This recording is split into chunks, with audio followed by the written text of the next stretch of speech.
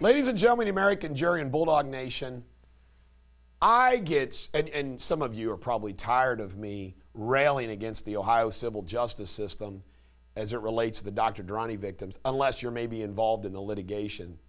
But I'm going to share something with you that is an example of how the court systems in this country are just, I just can't, it's indescribable, as I've just struggled to just do just now.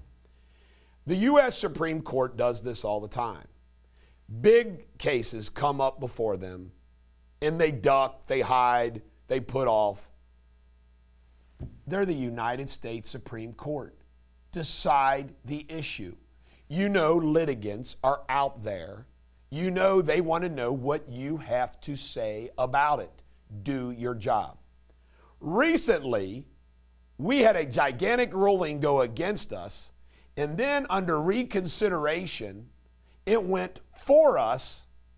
But rather than decide the issue, the Ohio Supreme Court sends it back down to the First District Court of Appeals. Now, I'm going to read to you the law that they're talking about. Rather than just decide this, they sent it to the First District Court of Appeals.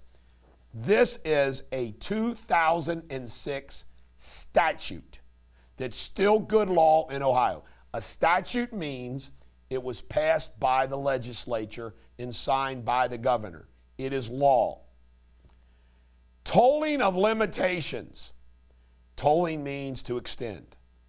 After the cause of action accrues, when the medical malpractice happened, if the person, Dr. Durrani, departs from the state, he fled the country under indictment back to Pakistan.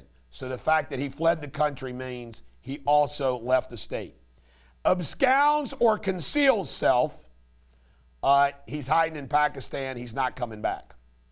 The time of the person's absence or concealment, since November or December 2013, shall not be calculated, shall the legislature writes, as any part of a period within which the action must be brought, which basically means that the fact under this statute that Durrani left the state of Ohio, that there's no statute of limitations or statute of repose should run from the end of 2013.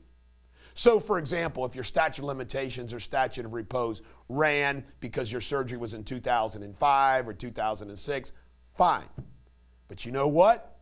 If you had a surgery in 2010, 11, or 12, they shouldn't be able to use the statute of repose against you, which requires an action to be filed within 4 years, because he fled in 2013. Everything gets frozen in time. That statute is clear as day. Rather than just decide that, what's the Ohio Supreme Court do? Sends it back to the First District to decide it. Now, I got to ask you this question. How does the First District and the Ohio Supreme Court decide that issue any way except, yep, when he fled in 2013, December 2013, everything's froze. So if you had a surgery 2009, 10, 11, 12, 13, you don't have a statute of repose problem. That's simple. It's that simple. But this is the kind of crap we have to deal with. Here's another thing that's come up in the Durrani litigation. After the fact, after the case is all over, the defense raises an issue that, well, the insurance company should have been made parties to these lawsuits. And we have a judge dilly-dallying around with that right now. Are you ready for this, drum roll? You can look through all the law in the state of Ohio, all case law. There isn't one case, not one case, that says that has to happen.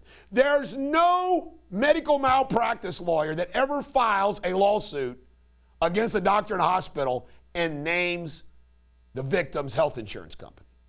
Not one. Doesn't happen. It is almost bizarre, and there's no other way to put it. Maureen O'Connor, the Ohio Supreme Court, until recently, we have 3 Democrats on it now, and the First District Court of Appeals, no questions asked, are like co-conspirators with the hospitals, the media, the defense law firms, and Durrani against the victims. That's effed up. This is the Bulldog. Every dog has their day. Have a great day.